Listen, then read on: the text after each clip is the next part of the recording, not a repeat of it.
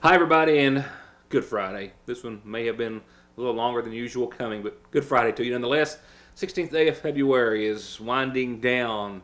Showers, not so much. More in the forecast tomorrow. And to tell you, of course, in more detail in just a few moments, but in a recent update from the National Weather Service, we're still talking about another inch of rain or so that's expected tomorrow and tomorrow evening. It's on top of what we've gotten today, so we'll talk about flood watches in effect for who and for where and everything of that nature in just a few moments. Also, when we get to that weather segment, I'll then cover, I usually do it now, but I don't have the video up and ready, but I'll have some for you in a few minutes on our recent today's date in weather history. A little comparison for you, give you a little perspective about where we could be, where we were not so long ago on today's date. It was different. It was very, very different. Tonight's news will consist of headlines catching up on a couple of local governmental meetings. The Paintsville City Council discussed the formation of Paintsville Motorsports, selling the historic structure of the Stafford House, a Carter Lane update for those residents, and this is going to be a welcome one and a long time coming. Also, there was some discussion towards the end of the meeting about forming a coordinated warning system to alert residents and those in the community of anything such as the situation with the recent shooting that took place. Johnson County Fiscal Court coverage, a brief report there. We'll get an insight into their finances for the past fiscal year. In our headlines, I can't wait till you if you're wanting McGoffin County news as well. I've got them. I've got a good story for you, and it takes me to a fourth grade classroom where they were surgeons earlier today. I'm using that word a bit loosely, but nonetheless, I don't know. I want to say, and I hope I'm not offending some former elementary or high school teacher here, but I don't recall doing this until I was in college. Could be wrong. Hope that's not totally inaccurate. Nevertheless, I felt as though I was in a high school lab earlier today, and a cute report to go along with that. What they were working on, not so cute. I'll leave it at that. A couple of arrests to pass along to you as well. Lady Hornets were in action last night. I have those clips. I just don't have them ready. Don't know if I will. They're actually in action again tonight. So one way or the other, we'll talk about Lady Hornets next Monday. And of course, that will be the first night of the district tournament. And I'll just remind you about that right now, the schedule of which the girls' games do start Monday, 6:30. It will be Central and McGoffin County girls in the first game Monday, and the second game, Paintsville and Sheldon Clark, of course. And then Tuesday of next week, it's Paintsville and McGoffin County boys. Wednesday, it's Johnson Central and Sheldon Clark boys. All games at 7. Thursday will be the championship for the girls at 7, and Friday of next week will be the championship for the boys. And it's going to be a busy week. And as exciting as it's wonderful, and as proud as I am to have covered as much basketball as I have, there's a part of me that's going to be a little glad when it's over. It's been a job. It's not over. Kind of peaking right about now. March Madness is upon us. With that said, our first headline tonight will actually be a couple of arrests that I have learned about in regards to two parents, one of which was found passed out behind the wheel of a vehicle and then fled to his residence, or rather went to his residence and then fled out the back door. In all, the mother and father were arrested for endangering the welfare of their several children. Trooper Johnson with the Kentucky State Police out of Post 9 says that he was dispatched to complain about a man unconscious, passed out in the driver's seat of a vehicle on Kentucky 302. That's in Van Leer, specifically in Johnson County. The vehicle facing the wrong direction entirely. Trooper Johnson notes that when he got there, he made contact with the caller, who stated that the man had woken up, though, and already driven to his house, gone into his home, and the car had been left outside. When the trooper went to the home in question to perform a welfare check, the passenger car, matching the description, was outside, and after which he made contact with the homeowner. It was a female who stated that her husband had just ran out the back door, and the trooper found the back door was open, and soon after, the subject, identified as Tony Spears, was found hiding on the hill beside the home. He also was found to have exhibited slurred speech and poor balance, stating that he'd only taken his Suboxone. He also appeared to be manifestly under the influence of an intoxicating substance. As for Mr. Spears, he said he had had problems with Paintsville police before, and that's why he ran. Located inside his home were 4 kids, 5, 4, and 2 years of age, and one 1-week-old child. Mr. Spears stated that he lives at the residence and is the father of the 4 children, while the mother also appeared just to be manifestly under the influence of an intoxicating substance, as did the father. So DSS workers were notified, Department of Social Services, And shortly thereafter, Tony Spears became combative after being placed in the back seat of the cruiser. He started to kick, scream, carry on in that manner, using profanity in a loud voice, kicking at the door, trying to break his handcuffs, and so on, until the trooper was forced to use his pepper spray to calm him down, which did work. As for Mr. Spears, he was charged with endangering the welfare of a minor, public intoxication, and disorderly conduct in the second degree, and resisting arrest. Kelly Spears was charged with endangering the welfare of a minor, disorderly conduct, and resisting arrest as well.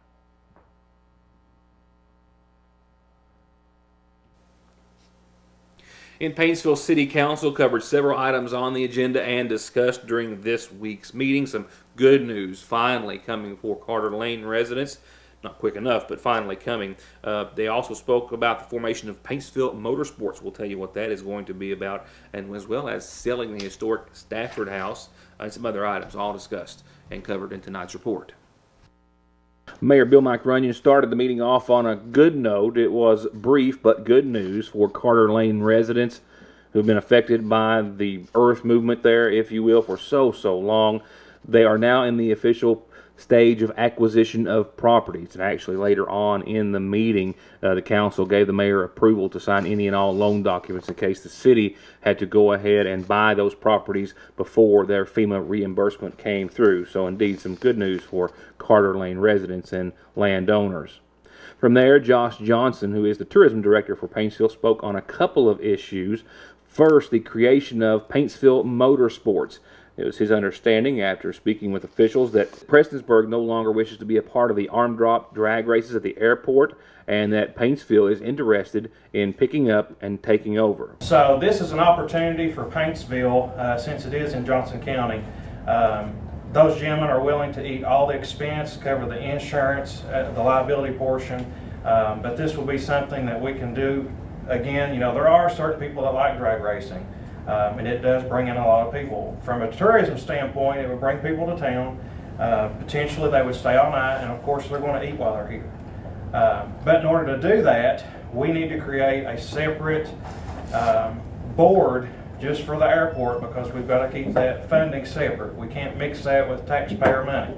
So that's why I'm here. We need to create, and the mayor thought of Paintsville Motorsports, and it's catchy and I like it. So we just need a motion to create Paintsville Motorsports, to where we can create this board to where we can keep all the money separate and we can start utilizing that. They told me they would like to have 3 to 4 races a year. And following some discussion on behalf of the council and the mayor, Johnson's request or proposal to form Paintsville Motorsports was approved. Johnson's next proposal dealt with the historic Stafford House, which the tourism would like to find themselves not under anymore, if you will. As it was explained during the meeting, the city actually owns the property and the house, while the Tourism Council makes the payments on what was over a $200,000 loan, of which they still owe $171,000. From the tourism standpoint, the Stafford House is a great asset, but we live in a time nowadays to where people are not really planning vacations per se to come and tour a historic home. And there are limited things that we can do. So, you know, obviously the Stafford House really serves us no purpose anymore, but to somebody it could.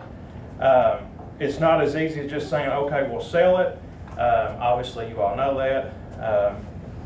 I personally, and I've talked with the mayor about this, I just need something from the city of Paintsville, because it is together with tourism, to have in writing that it is okay to move forward with setting a reserve and doing a sealed bids, just to throw it out there to see if somebody would want to buy it. And after some discussion amongst the council and mayor, Councilman Sean Thompson made a motion to declare the Stafford House as surplus property, with the intent on seeing what kind of bids the city could get if they were to sell it. Up next was Bob Pack, the utility commissioner, who needed the council approval for the utility commission to spend $341,000 of their own funding to go ahead and begin some improvements they have for the water system, to bring certain parts of the water commission into compliance in regards to water pressure. The number of projects for the total of that $2,010,000. is Hager Hill Community, Rocky Knob Road, Short and Fitch Branches, Blaine Hill area, Kentucky 581 and Baker Branch, Pack Hill Drive, and Pat Oker Branch Road, correct? Correct. And the ones you're wanting to pull out to start on now at this time is Short Branch and Fitch Branch at Mealy, Blaine Hill area, and Kentucky Route 581 and Baker Branch, correct? And also, let you know that Hager Hill community, also involved Starfire Hill, Ridgeway Drive. Commissioner Pack's request was approved, and from there they discussed a few other items of business. They approved adding additional men's and women's bathrooms at the Country Club in Paintsville, one on the first floor, two on the second, to increase accessibility and hopefully increase business as well. Councilwoman Patricia Nelson then made a recommendation that she would like to see a town hall meeting formed to invite all local organizations, groups, citizens, and the city leaders to come together to share ideas and talk about progress and planned improvements, to which the council agreed and put her in charge of organizing the event. And lastly, Councilman Bo Belcher spoke of what he thought was a needed coordinated warning for the community in case of another situation like the recent shooting in Johnson County and Paintsville that claimed 5 lives. I just think we need to do something. Hopefully it won't happen again, but The commission, utility commission, it's a crazy world we live in. I just didn't know if we How much could, is the amount again? some kind The of amount warning for there to this get that project out that he the wants next to time. do looks like Pray God it don't happen, but 140,000. You want me to set up a meeting with our chief, Chief Rowe, and our sheriff? yeah, if we can. You're talking about. And Gary McClure, see if we can get something worked out to where when something like that happens, all of a sudden it just boom, it Yeah. comes out. Yeah, I appreciate it. With social media today. I'm not against it. I'd be out no time. Yeah. Installing pumps. I'd be more than happy One to. location. And my apologies, that was not individuals speaking over the councilman, but it was my having 2 tracks overlapping, and that was where the extra audio track was coming from. My apologies, but as you heard, I do believe still clearly, or at least somewhat, Mayor Runyon did agree with the councilman and did agree that they will go ahead and proceed with implementing, or at least putting together the right people to put together such a warning service for Paintsville. I'll be right back. Another headline, or actually many to follow, in just a word or two. Stay tuned. Appalachian Wireless is showing the love to customers for the entire month of February. All month long, we've got 50 to 100% off retail pricing on today's hottest smartphones. Samsung GS8 retail price over $700, on sale now for $74.99. Samsung GS8 Plus retail price over $800, on sale now for only $174.99. All smartphones are included. Just another reason to be a part of the region's best network. Better service, bigger savings. That's today's Appalachian Wireless and East Kentucky Network Company. 2-year agreement required. Excludes Advantage plans while supplies last. See store for details. Hi, I'm Attorney Jeff Lovely. At my law office, we're determined to offer you and your family outstanding, cost-effective, and responsive legal services. I can help you if you've been injured in a car wreck. I'll be in your corner if you have a DUI or other criminal charges. You can file bankruptcy and stop those harassing phone calls, or I'll fight for you and your children in divorce and custody cases. For all your legal services, contact me when it matters. In Syersville at 349-4522, and West Liberty at 743-1965. Just like your savings, Hornet basketball is money in the bank. And from everyone at Sayersville National, congratulations and thank you to our Hornets and Lady Hornets for representing us so well this season, and good luck in the 57th District Tournament. Go Hornets! Ladies and gentlemen, big round of applause for our seniors that did leave their home floor for the last time here at the Golden Hornets.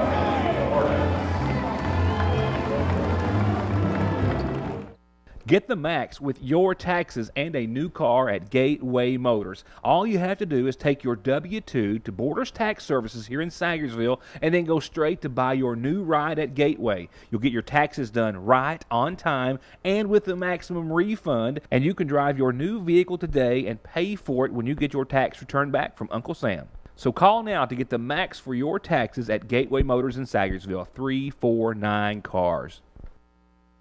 My dad, Philip Chubb Allen, was an appliance repairman who many of you knew. He instilled in me the values of honesty and integrity and to always keep your word. I'm running for change. I'm running for a brighter future for our children. I'm asking for your help. This election is one of the most important in our history. No matter which part of the county you're from, I'm your candidate.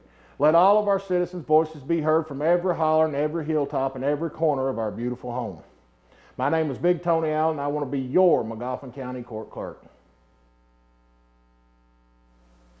I'll take you to a 4th grade Magoffin County science class in just a few moments. Right now, let me take you to the Johnson County Fiscal Court meeting from this week, in which there were several items discussed, including a presentation on the county's audit. Following approval of minutes, approval of the monthly bills, approval of transfers from the general fund to the jail fund, as well as approval of the 2017 financial report as presented by the sheriff, and the 4th quarterly report as presented by the Johnson County Court Clerk. There were 2 other discussions, one being about the county's audit just completed. Darrell Blair with Wells & Company presented the audit for the fiscal year ending June of 17, in which the county of Johnson as a whole had receipts of $7,538,000 with disbursements at $7,990,000 with an ending balance of $4,163, which Blair noticed was a decrease of $476,000 for their ending balance from the year prior. Overall, though, and in stark contrast to Magoffin County's audit, which I recently covered, Blair said that Johnson County's came back clean with no findings, and that Johnson County stood fortunate among many Eastern Kentucky counties. As far as your audit goes, I give you guys a clean audit with no findings. You guys worked really hard, and it shows. So therefore, I'd like to commend you guys for staying within your budget and trying to keep the county as far as healthy. Also, I'd like to add that Johnson County Fiscal Court is very fortunate financially compared to these other counties. You have strong leadership in which have kept the county where it's at financially. Most other counties are financially struggling right now.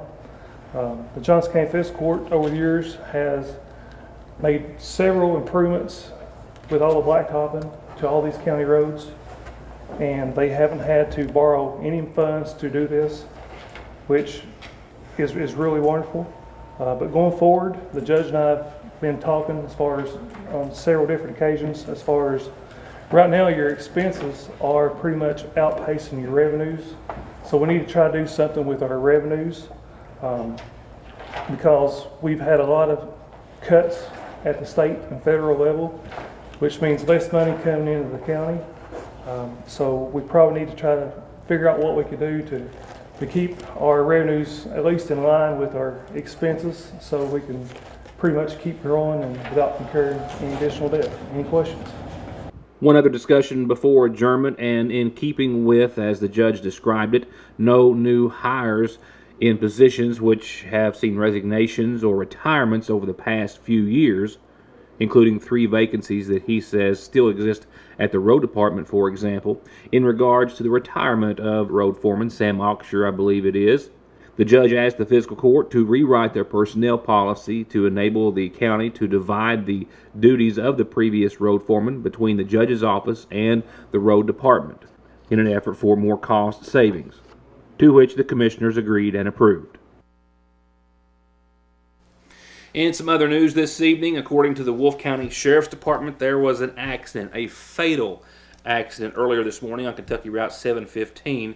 From what we understand, a tree fell in the roadway. Now, this is actually near the Lee and Wolfe County line, but nevertheless, the Sheriff's Department responded, as did EMS. The road was ultimately closed while they investigated the accident in which the tree fell on a vehicle as a motorist was passing by, fatally injuring the driver. It appears as though, from what we understand, it's still under investigation, but a man from Wolfe County was declared dead at the scene. That's all I have at this hour. It's just one of those good situations. I don't know if this is the cause of the accident or not, but when we see grounds as saturated as what we have now, trees becoming uprooted and falling over onto roadways or elsewhere is certainly more common and a concern for our drivers. A concern for the flu season as it continues to get worse. Right now, 1,023 cases of flu have been confirmed from what we understand. According to the Department of Public Health's most recent report, a total of 128 adults and so far 4 children at least have died from the flu in the last 6 weeks. As far as Kentucky is concerned, Pike County has more confirmed flu cases than anyone, over 800 confirmed as of the most recent updates. Flu season is not over. A lot of folks just getting the flu. A lot of folks getting the flu for the second time this season. That has to simply be unimaginable and unbearable, certainly.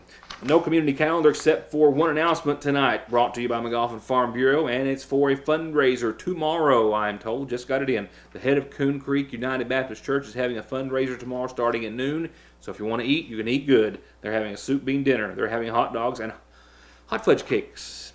Sounds good. And an auction as well. This all starts at noon. They've got a great deal of items for their auction set, and of course the soup bean dinners, hot dogs, and hot fudge cakes to keep you fed while you're there. The head of Coon Creek United Baptist Church tomorrow starting at noon. We'll start with another headline. We'll see what kids were cutting up or how they were cutting up in a 4th grade science class at North McGoffin Elementary right after this.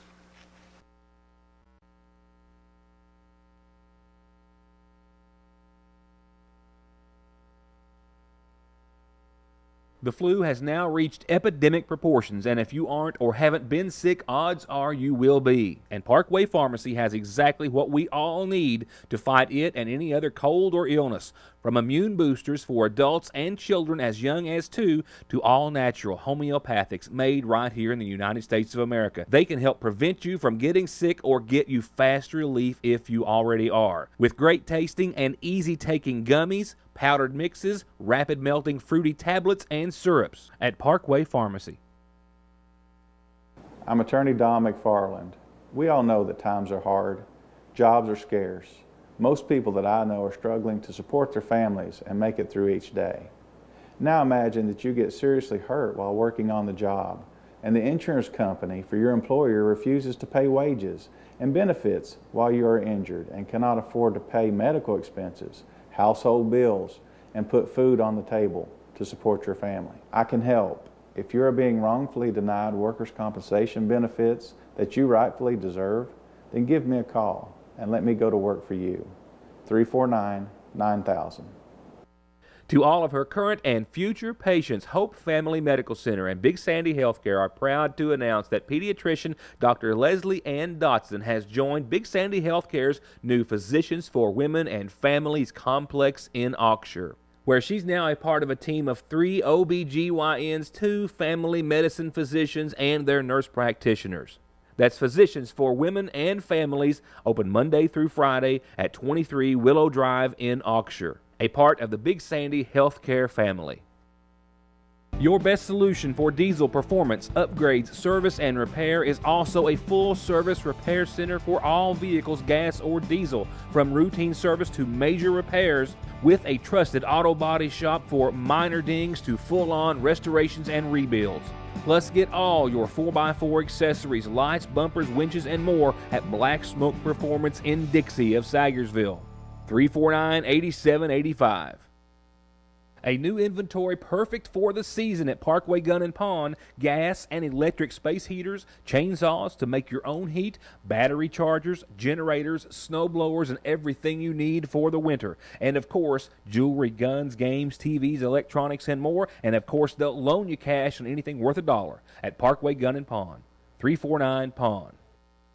Okay, I think I might need to preface this next report with a little word of warning or caution for anyone out there who might be very squeamish, not just squeamish, but very squeamish, I think, because after all, hey, these are 4th grade students who obviously had no problems with what they were doing earlier today in Miss Kim Howard's 4th grade science class at North McGoffin Elementary. For the 2nd year in a row, they're getting hands-on experience that you only get in a science lab. And today they were dissecting eyeballs, cow eyeballs, in a very hands-on and learning, and yes, for all of them, I think, fun experience.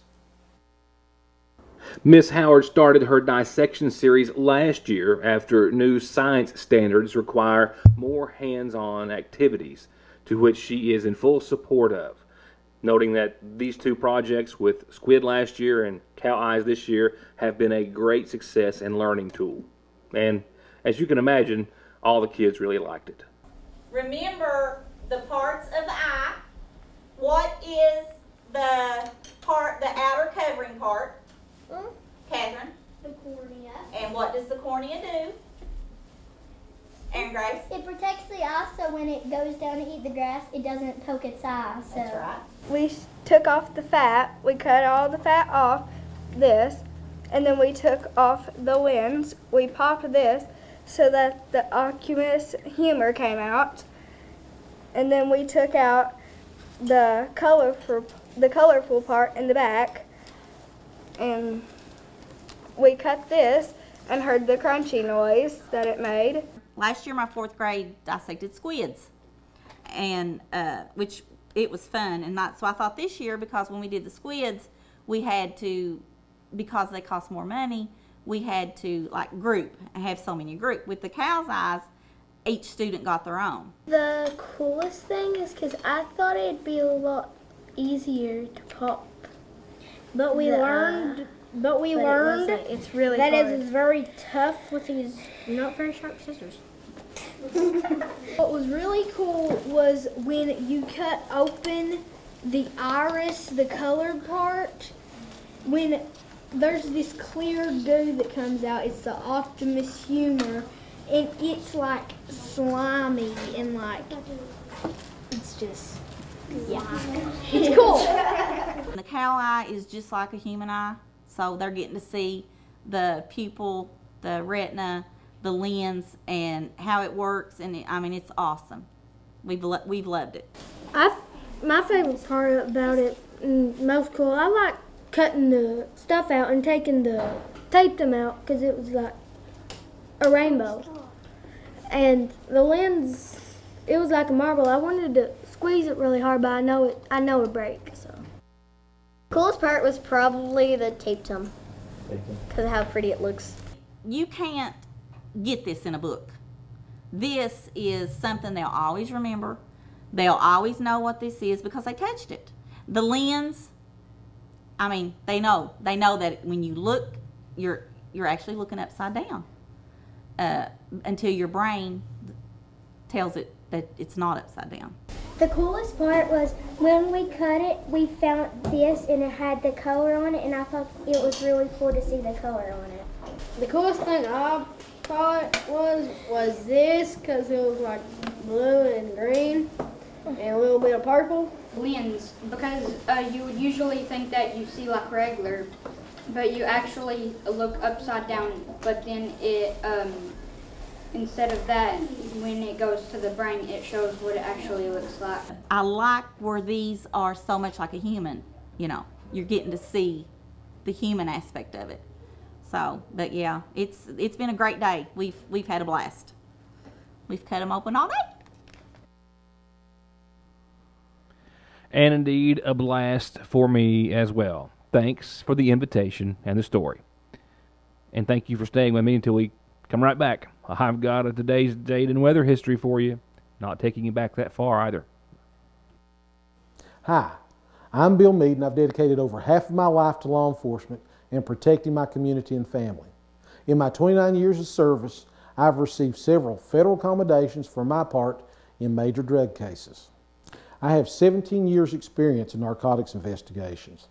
10 of those years as a sergeant with the Kentucky State Police Drug Enforcement Special Investigations East Unit. I've received the highest level of training in criminal investigations, and I know exactly what it takes to successfully see a criminal case through the state and federal court systems. As your Magoffin County Sheriff, I will review every investigation and ensure that you're treated with respect and dignity. My name is William Bill Mead, number 3 on the ballot, but number 1 for Magoffin County. Thank you.